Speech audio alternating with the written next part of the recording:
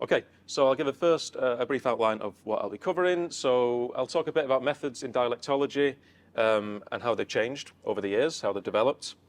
I'll introduce our contribution to that, which is the Our Dialects survey, which has been, like I say, running for many, many years now. I'll talk a bit about how we actually study dialect change, how we actually say, okay, language change is taking place. And I'll go through some kind of key terms. These will come up throughout the talk, so I'll spend some time kind of clarifying what they mean as well. So things like linguistic diffusion, dialect leveling, isogloss, what an isogloss is, and also this topic of salience.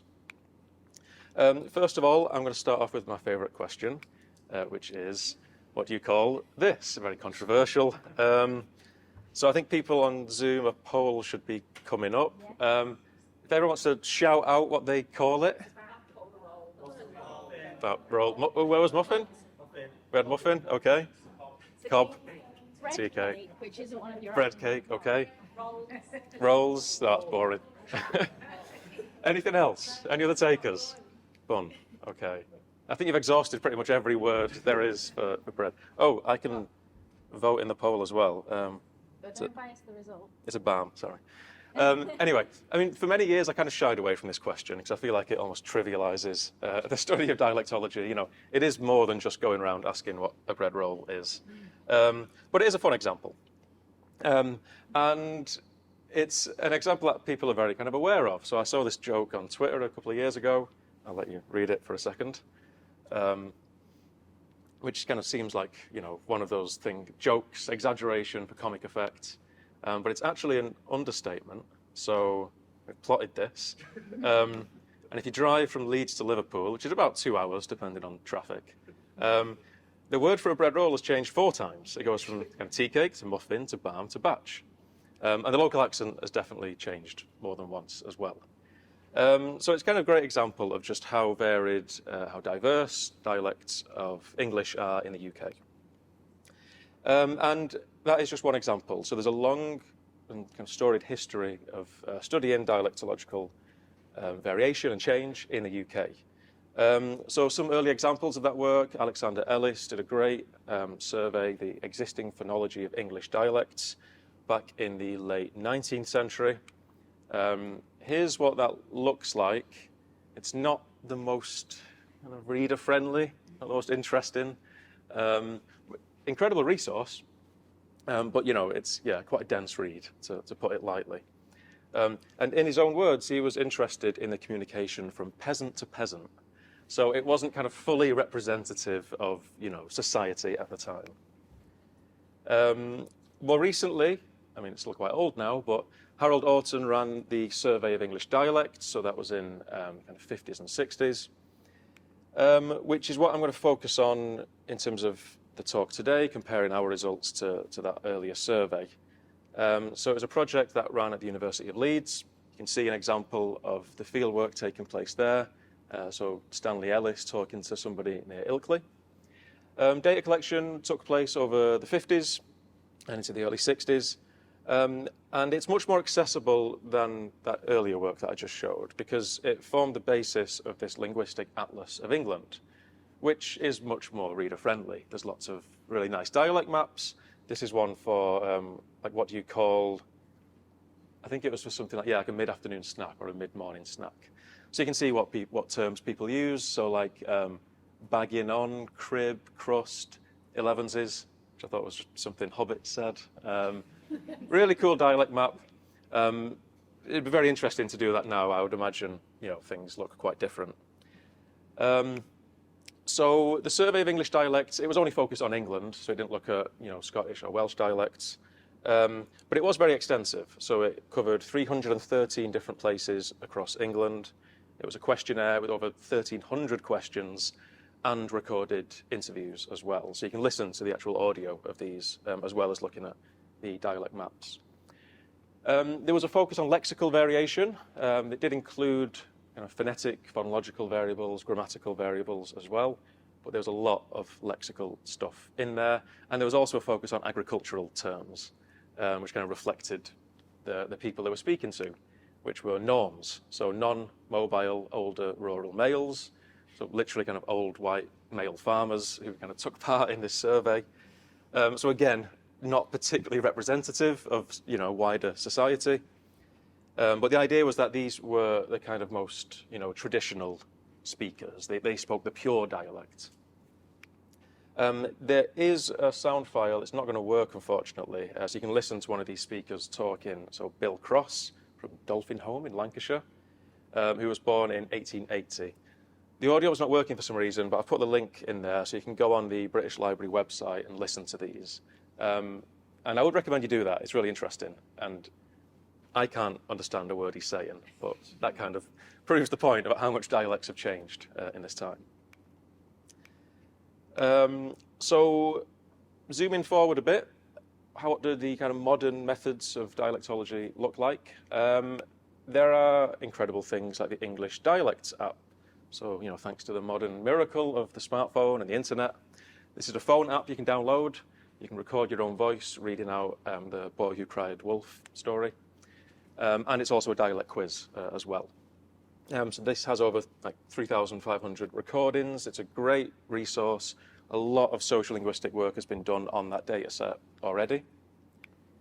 There's also a method, what we like to call Twitterlectology, which involves the large-scale analysis of tweets. So using Twitter as a kind of rich resource of natural language data, which it is. It's all in the public domain as well.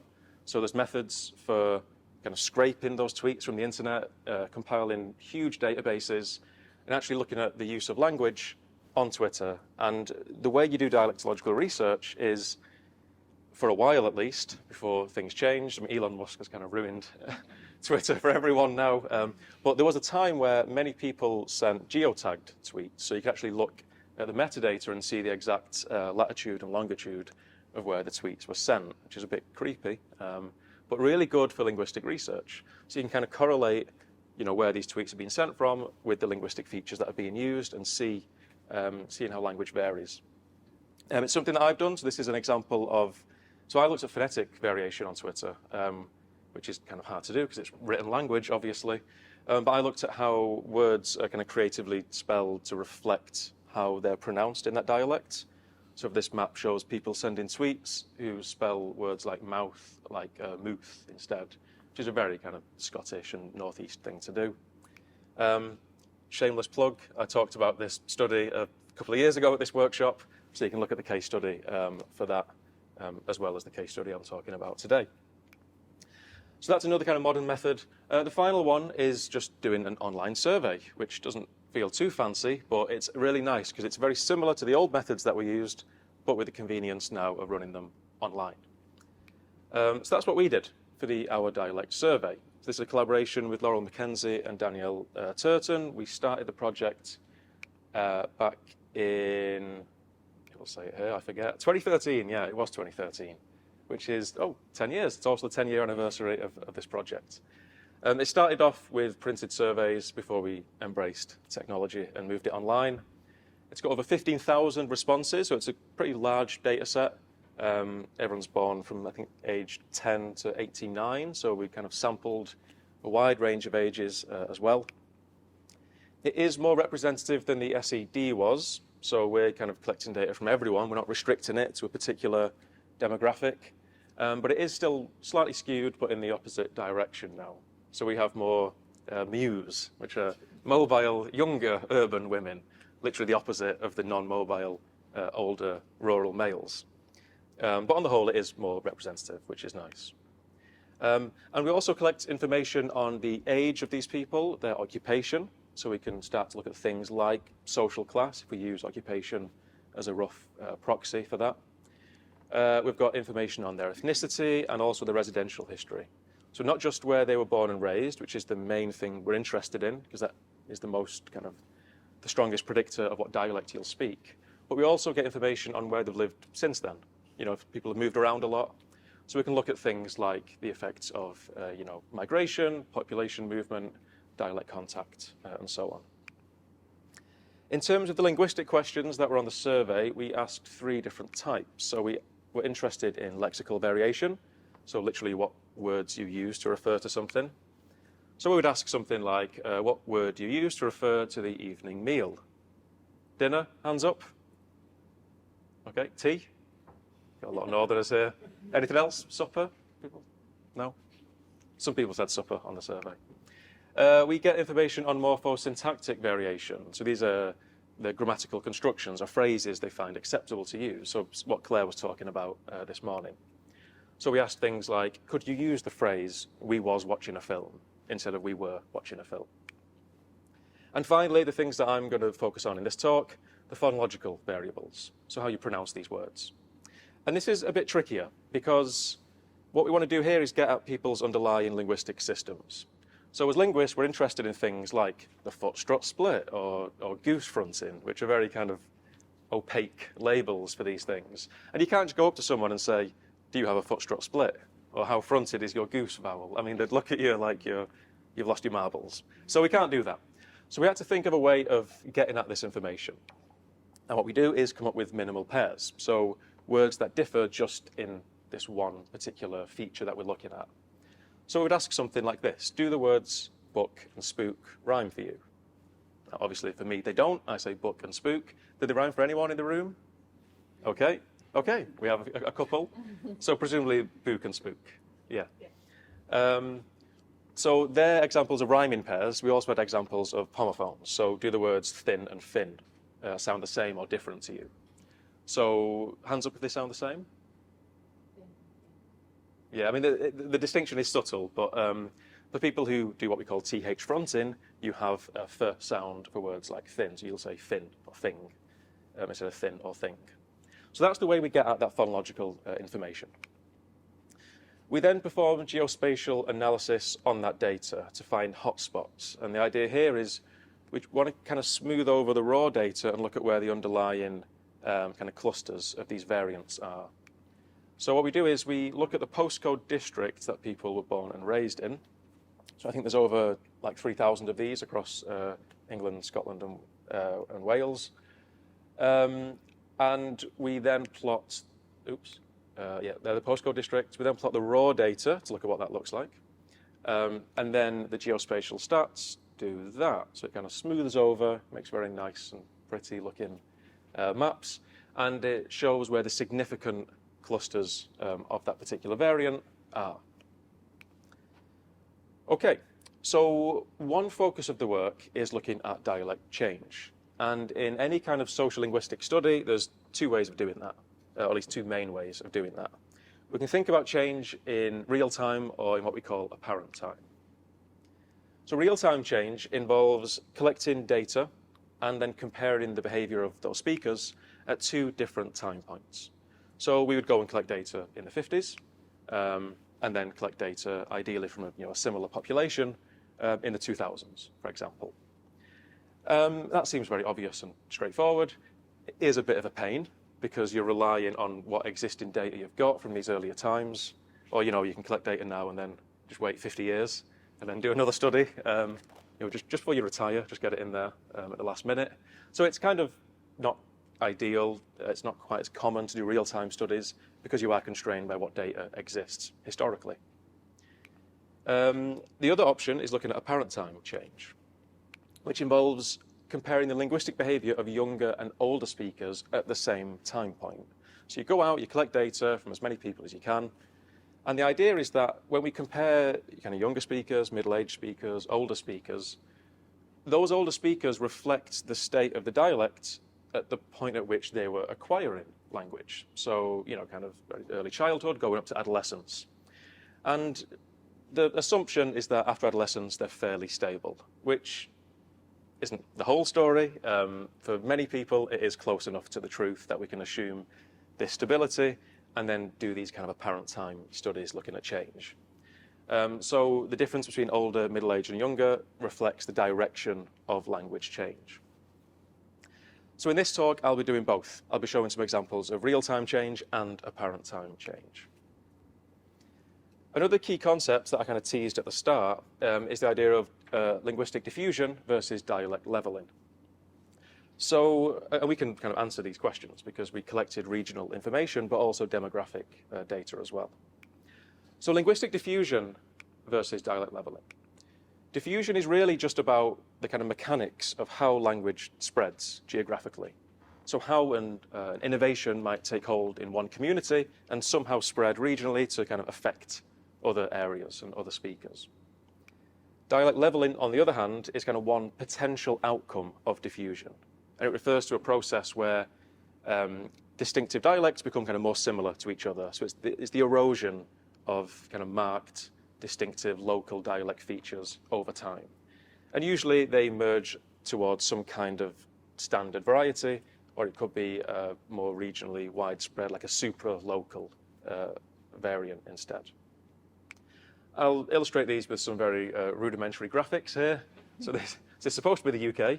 And what we see at time point 1 is lots of variation in whatever feature this is. So all these different kind of communities using their own different variant. And then over time, it looks something like that. We get a clear decrease in the diversity of local dialects. That's what dialect leveling would look like. Linguistic diffusion, on the other hand, like I say, refers to how language and linguistic features move between areas. So different models were proposed of how this happens. I should point out that Bailey et al. Publication is not me. I couldn't speak in 1993, so it's a different Bailey, just to avoid confusion. So one model is the wave or contagion model, which essentially says features spread to the geographically closest areas first. So if you imagine an innovation taking hold in this large urban centre there, over time we would expect something like this. So it spreads to the closest places first, which kind of makes sense in a way. So it's really about kind of density and frequency of contact. We might expect that the communities that are closer to that innovation are more likely to be in regular contact with the speakers, from here. And they're the ones who will be exposed to that new innovation, and they will acquire it and adopt it in their own linguistic patterns. The other option is the cascade or the hierarchical model, which says that features spread to the more densely populated settlements first. So again, if you imagine the innovation takes hold here, this would predict something like this instead. So you can see the new variant kind of skips over these more rural locations in between, and it jumps to that more densely populated urban area. Which still kind of makes sense if we think about it in terms of dialect contact, because yes, you might argue people are in contact more often with the kind of communities that are close to them, but equally, you often get things like better transport links between large urban centres. These more rural locations tend to be less, harder to get to, basically. So kind of both models make sense at a theoretical level. What we can do, of course, is look at it empirically and see what happens when we track the diffusion of linguistic variants. So it's time for some results. It's map time. When we published this paper last year, we looked at, I think, 12 features of the whole set. I won't present all 12 here, I don't have time, but you can look at the paper. It's linked to on the website. It's open access, so you can read it for free, which is nice. And you can also look at all the maps on the website. I'll put the link up at the end for that. So we're picking out, I think, 4 or 5 variables here, and I've picked them because each one shows a different type of change. So, first question, do the words, I'm not going to read them out because I will prime you. Do these words rhyme for you? So there should be a poll coming up on Zoom. For everyone in the room, hands up if these 2 words rhyme in your dialects. Wow, a lot of people. Hands up if they don't. Okay, so we've got some variation, nice. They rhyme for me. So what's the results on Zoom? 57% they don't rhyme, so we've got a majority Okay. that don't rhyme on Zoom. Interesting. Which, I guess people from Zoom might be from further away. Exactly, more variable. We're more skewed towards northerners, I think, in person here. Okay, so this question refers to what linguists call the foot-strut split, which is a vowel split that took place in the 17th century, and it resulted in words like cut and bus being pronounced, I need to really try and embrace my inner southerner now, they sound something more like cut, bus instead. Is that a good impression? No, I just butchered it. I'm too northern for this, unfortunately. So yeah, for me, they never change, so they're foot, cut, bus, strut, etc. It's all the same vowel. And the change it took place in London and in other areas. You can see it in Scotland and in Wales, they're different. but it was resisted in the north of England and also parts of the Midlands. And we can see this here. So the areas of the map that are more green or yellow, they are less split, which means they are more likely to say foot and cut rhyme with each other. The blue areas are more split. Now in red, I've plotted the isogloss for the vowel split based on that earlier 1950s survey of English dialects. So an isogloss, there's a great video on the website explaining what an isogloss is. Essentially, it's a line that kind of demarcates one area where a particular pronunciation is dominant versus an area where it's not. It's kind of what you did with the kind of task that we did at the start, where you drew a map on the UK. Here, it's based on linguistic data. So in the 1950s, it looked something like this, which meant everyone north of that red line, they would have rhymed these words, okay? So they didn't have the split. Everyone south of the line did have the split. And the point is that you can clearly see that line, I mean, it's close to where we might draw the line now, but it's not quite the same. If we were to draw the same line based on our contemporary data, it would be a fair bit further north into the Midlands. So essentially, it looks like that southern variant, to people who say foot and strapped instead, as it's crept northwards in the past 70 years or so. And what's also interesting is that 21% of people in the north, in our data, actually reported a foot strut split. So clearly, you know, the dominant pronunciation is foot and strut and cut, but it's not like 100%. So there's still, what's that? Quick maths, 79% of people, yeah. The point is there's a lot of outliers, basically. There's not a lot of northerners who actually have the southern variant here. And what's interesting is it doesn't go the other way around. There was only 5% of southerners who had the northern variant. So it's likely a case of quite middle-class people in the north who are maybe upwards socially mobile, maybe geographically quite mobile as well, who are adopting that southern variant. And it's also interesting we find that when we think about the social meaning of this variable. So Wells was a famous dialectologist who has this great quote. He says, "There are many educated northerners who would not be caught dead doing something so vulgar as to pronounce strut words with, oh, I've just done it, but who would feel it to be a denial of their identity as northerners to say Bath words with anything other than short ah." So what he's referring to here is this other north-south feature, which is the Bath trap split, so people who say Bath instead of Bath.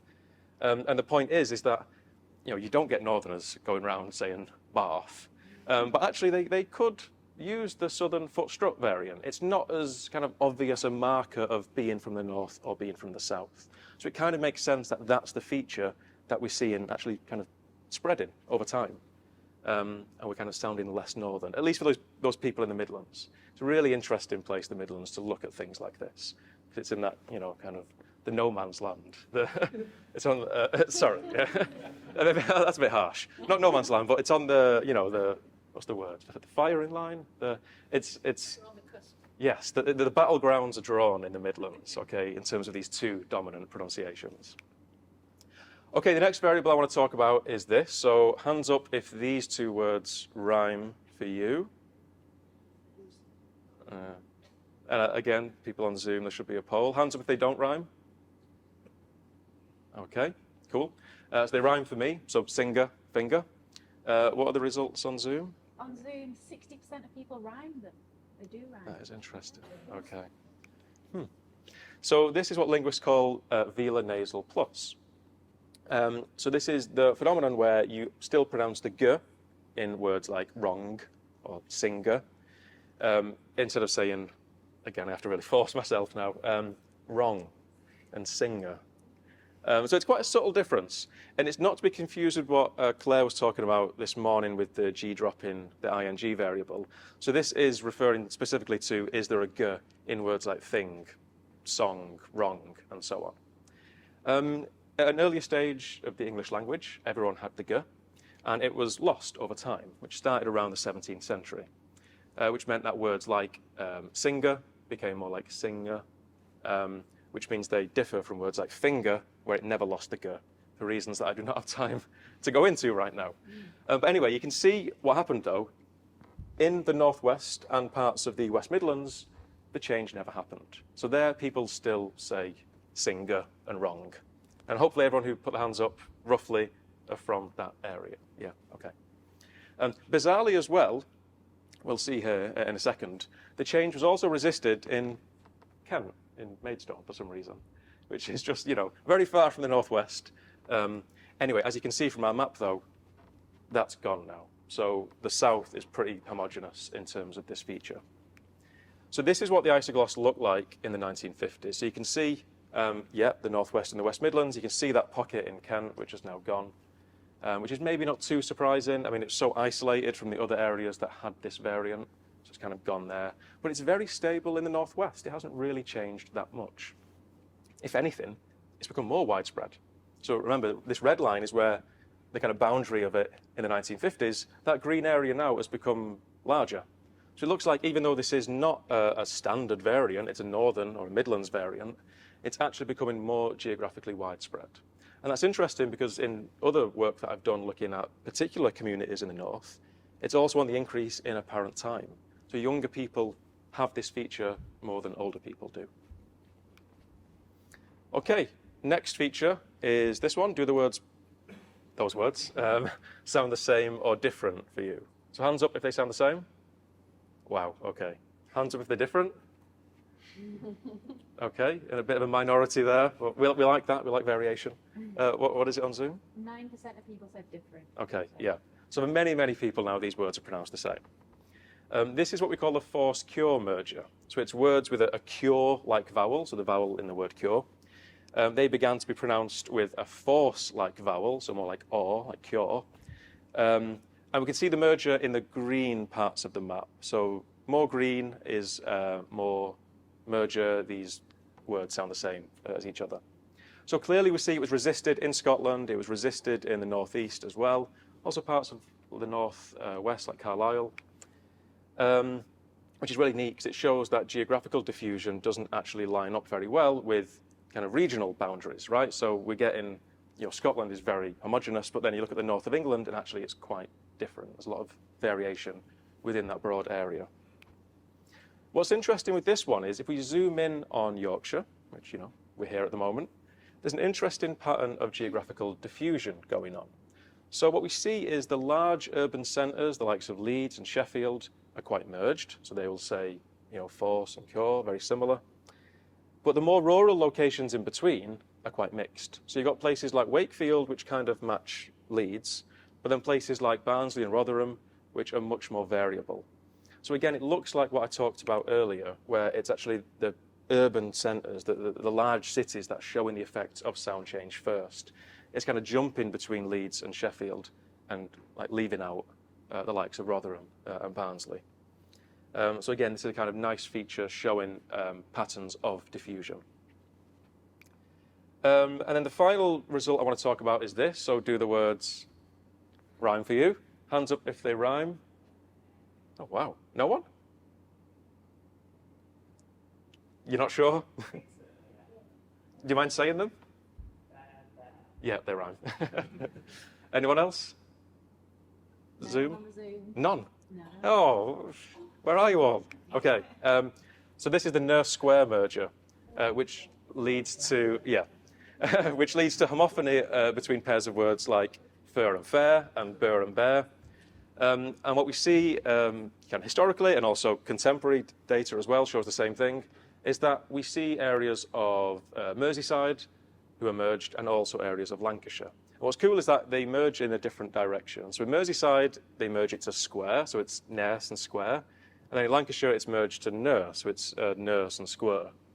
So am I right in thinking you're from? Okay, yeah. Aha, nice. So yeah, I wasn't going to talk about the East Coast, but yeah, you also see it there, which is quite cool. This is what it looks like in the 1950s. So you can see it was very much prominent in the Northwest, around Merseyside, around Lancashire, as it is now still. It's been lost in this part of the Midlands. And for some reason, it wasn't shown in the Survey of English Dialects to be around Hull, but I think older people do still do it. I'm not sure it's that new in Hull, but for some reason, it wasn't shown in that earlier survey. But we very much see it now in our data. And what's really cool here is we can look at apparent time change. Remember, this is now looking at just our data set, ignoring the 1950s survey, and comparing younger to older speakers. They're the older ones, born before 1970 something. Here are the younger ones. And what we see is change. We see dialect levelling going on. Because this is Greater Manchester in the black line. And what we see is it was very much part of, at least parts of Greater Manchester in the 70s, when actually Greater Manchester didn't exist, or it was very new at least. Now, these younger speakers, where Greater Manchester has been established, it's kind of on the retreat. You can see it's much more clustered towards Merseyside, still a bit in Lancashire. It's gone, or at least it's going, from the likes of Rochdale and Oldham in eastern Greater Manchester. Still there in Wigan and Bolton to the west. But overall, we see in Greater Manchester becoming a bit more homogenous as a kind of single variety. And it's interesting to look at Greater Manchester because it's, as you will no doubt know, it's a very large metropolitan area, very large population, 10 boroughs which include the large centres of Manchester and Salford, and then these other communities which were actually historically part of like Lancashire, Yorkshire, Cheshire. So Greater Manchester was established in 1972, didn't exist before then. So it unified these areas. And the question we would like to ask is, has that unification actually led to increased contact, or at least kind of inter-contact within that area? And also an increased sense of like a Manc identity. Are we getting kind of young people from Rochdale, Oldham, Wigan, Bolton now actually identifying as Mancunian? And do we see that reflected linguistically? So based on that map that I just showed you, it looks like the answer is yes to an extent. But that's something we're going to do in future research to kind of look at that question in a lot more detail. Okay, I think I'm running a bit over, so I'm going to wrap up very quickly. A couple of things I want to kind of focus on in this conclusion. One is actually a methodological point, which is that I hope I've shown that new methods of data collection and analysis kind of lend new insight into patterns of dialect variation and change. And it's actually easier than ever to collect this data yourself. And it's something you can do. So as part of the package of materials, the classroom materials that we've developed, you can get those on the website. There's kind of resources and guidance on how to run that survey with your students, get them to run it, and then analyse the data. And also thinking about what questions might be interesting for your own local dialects. In terms of the results, I think the main kind of take-home message is that, despite these long-held concerns about dialect levelling and we're all going to sound the same in 20, 30 years' time, there's no real danger of that, at least not at the moment. So there is some reduction in diversity. We do see some examples of that. But there's also many variables that are very stable, and some actually where the dialectal form, the non-standard form, is actually spreading at the expense of the standard form. And I think a more broad point to make is that while it remains the case that language use plays a kind of big role in how we present ourselves, it's a huge part of what makes us, our social identities. And while that remains the case, it's unlikely that we'll ever start sounding the same, because it's important for us to signal who we are and where we're from through our use of language. And very, very quickly, I want to end on this, which is looking at some press coverage that the two surveys got. So here's the article from the Times in the late 1960s. And I want to focus on this quote. So this is the Survey of English Dialects. We consider it a history of England and the real English people, much more, say, than treaties or battles. And in a sense, we have performed a salvage operation in the face of the dilution of dialects by the mass communication media. So clearly, even back then, people were still moaning about, oh, these young people, they're ruining language, we're all sounding the same, which obviously isn't true. Here's some more recent press coverage that our project got. So back in 2014, the headlines were a bit kind of doom and gloom. North-South language divide to disappear. The Southern accent is spreading. This was an MEN article, the Manchester Evening News. British language is only getting posher. Article from the Daily Mail, which is usually what you'd expect. A lot of comments, which that was an interesting day going through those.